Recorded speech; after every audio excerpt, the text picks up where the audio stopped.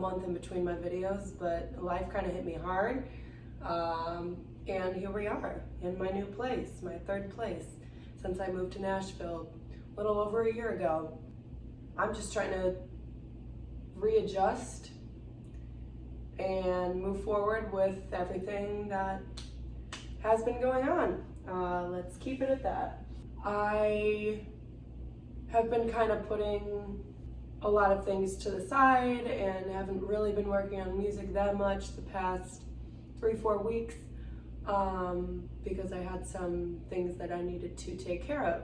That being said, this morning was the morning I woke up and said, all right, time to get back to business. So we're gonna do it.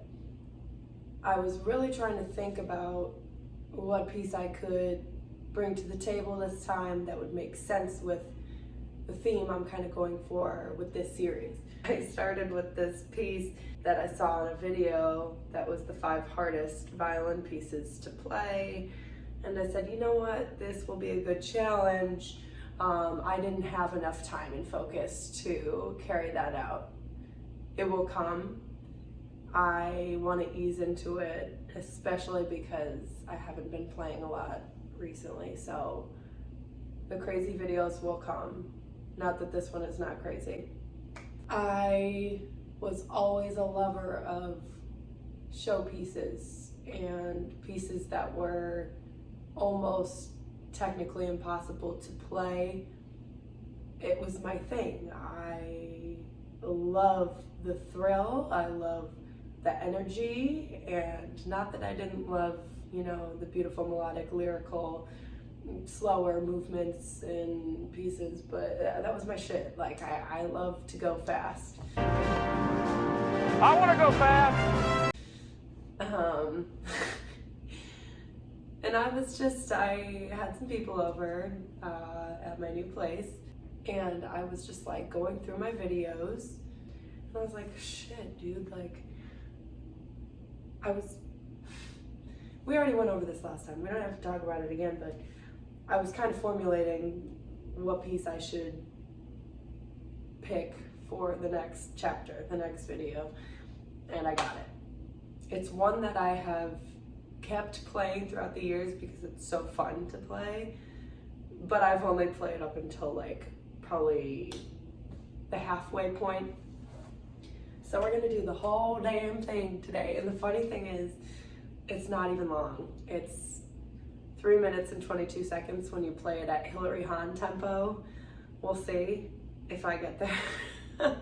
We'll see if that's the track I choose to play along with this time. But it is the Barber Violin Concerto, 3rd movement. It's awesome. And I feel like Barber, for me at the time, was really, really contemporary for the pieces that I would choose to learn. And very atonal and very weird. I never played the 20th century pieces. I never played the weird pieces. I would always play like the classic show pieces, the classic concertos. Sorry. And it wasn't even because I didn't like them, it's just kind of what I was drawn to. It's funny though, because I feel like, and this isn't true, like I didn't learn that many pieces because I feel like my catalog in my brain is so familiar, and because of that, it feels like I wasn't learning a lot of different things, but I was. I don't know if that even makes sense. But I feel like personally, I would spend a lot of time on each project, each piece that I was learning. Number one, because I don't want to say not practicing enough, but I wasn't practicing as much as the people that were ripping through the repertoire. And it took me a little longer to really digest everything, but let me tell you, because of that, I've never forgotten anything. Like, these pieces that I've been relearning are still like sitting in my brain, and it's still fresh like it was the other day that I learned it, and I think that's so amazing. I personally would rather spend more time really fully learning something than ripping through it and going on and learning new pieces. Because I just feel like, yes, you learn them really technically well, really fast if you process music like that, but I don't think it sticks with you as well, at least in my experience. But that's how I operated. And what's crazy is I was still practicing a lot, but I always felt like I was the unprepared. I always felt like when I would stand up and play at recitals, workshops, master classes, events, whatever, like I was nervous not because I wasn't adequate. I was nervous because I was told and made to feel like I wasn't doing enough, which is nuts because I devoted like my entire life to my music. Like I went to school Monday through Friday, obviously, and then Friday every other week we would have workshops at 8 o'clock, and they would go all night, and then Saturday morning I would have to wake up at like 6, 7 in the morning because I lived an hour away from my academy, drive there. We would have workshops before they even started sometimes, and let me tell you, I would sit there at the workshop Saturday morning snoozing because I was up until what? Sometimes they would go till 11 or midnight, these workshops we had Friday night, and then you wake me up at 6, 7 in the morning. Okay, well, I needed my sleep. I need my sleep. Back then I needed my sleep. Now I need my sleep. Like, damn, I wasn't the kind of person that could, run on 5 hours, and also lived very far from these places that I studied. So I literally would get home at sometimes like 1 in the morning and then wake up at 6 and expect me to not even just wake up that early, but make it from what? I don't even know what time it would start. 9 in the morning, 10 in the morning, all the way until like 5, 6 p.m. when we were done. Like that's longer than a school day. I was always beat, I remember. And then Sundays we would have orchestra concerts, I would have rehearsals, and that's not even counting my own life. Like I was also in projects at school, like I had my own thing going, like, working on my own stuff, my own brand, and I don't want to ever guilt myself for not working hard enough again, because it got me to this point. It got me to Berkeley. It got me through Berkeley. It got me to the point where I can pick this instrument up and feel like I've been practicing every day. It's insane. And I think the number one reason why I'm not out there performing right now is because that much, I don't even know the word for it, going through life for that long and having people making me feel that way, it did a number on me, and it's a feeling that I still, live with every day. Even when I'm up on a stage singing and playing with my own act, I feel so nervous. And once again, it's not because I'm not confident. I'm so confident in myself, my appearance, my talent. I get these flashbacks, and it's planted this like perfectionistic voice of doubt in my head. And I felt it so many times. I'll get up on a stage and go to sing and start freaking myself out about not knowing the words, doing something stupid, tripping, and it's just like, I'm human. Like, even if that does happen, it happens to everybody. Like, I've literally let that get in the way of me doing what I actually want to do. And so I think that's why I haven't done more with it. And it's super hard because when I'm at work now and people come in and start talking to me about my music, it gets to me sometimes when people ask me, oh, where are you playing? Oh, like, what have you done since you moved here? And I, kind of stand there and I'm like, bartended, fucking played 2 shows.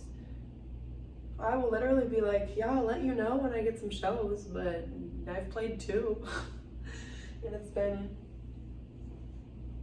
a year and 3 months or something. And that sucks. It's not even because I don't want to. I really do. It's something I need to get over, and I hope that I will, because it's too important to me to put on the back burner just because I'm worried about something. You know, so that's something that hopefully will be worked on. Overall, I've been feeling way more relaxed and chill. So I'm hoping that as I keep growing as a person and from my recent life situations, that the musical stability, security, confidence, everything that goes with that will kind of come back. Also, I feel like once I get into a more normal schedule with my own music in my free time, I will start feeling better. But I'm also a fucking wreck, so we'll see. Anyways, Barber Concerto, I remember, I learned the whole thing, obviously. The third movement to me is so funny because the first movement is so ethereal and open and technically really pretty straightforward. And then the third movement is just chaos. You know, contrasting from the other two movements, it's so funny to me, and I love it.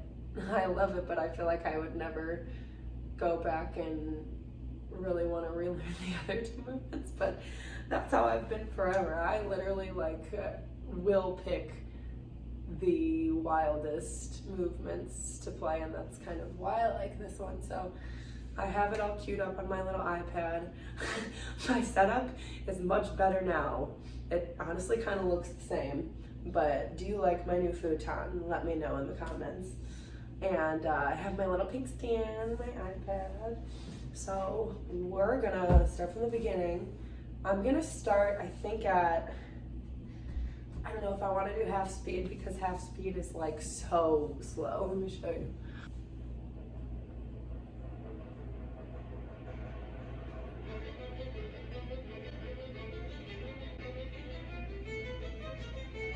No, we're gonna do it. We're gonna do that because I think it's gonna be funny. And then we're gonna move up a notch and then move up another notch. So that's the game plan here. Nice to see. Also, I hope my neighbors don't kill me because I have not been the greatest community member. But I'm gonna put my mute on. And I'm reading the music that's going along.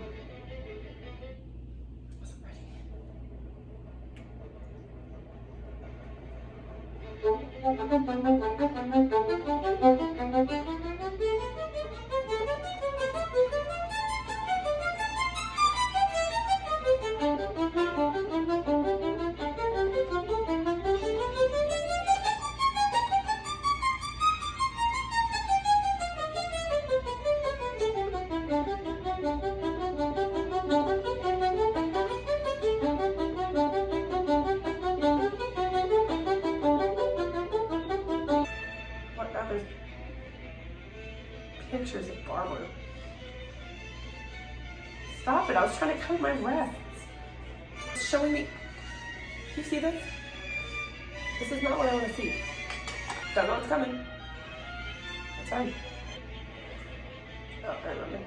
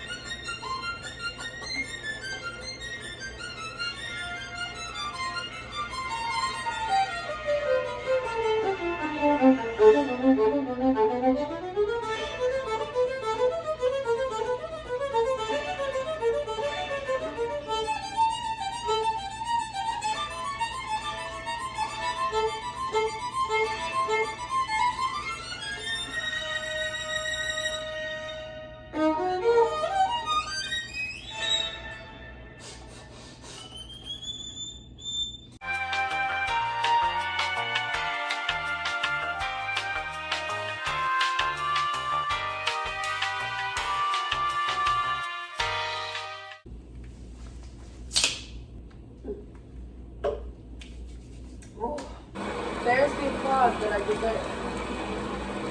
Thank you.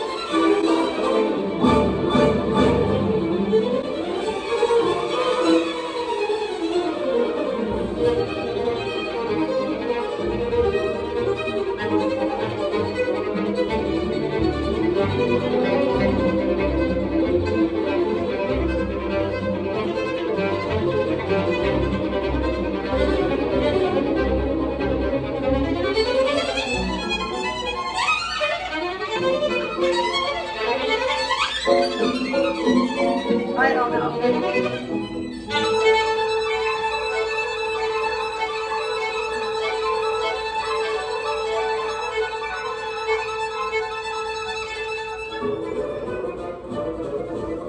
I knew I couldn't get that part, but it's okay.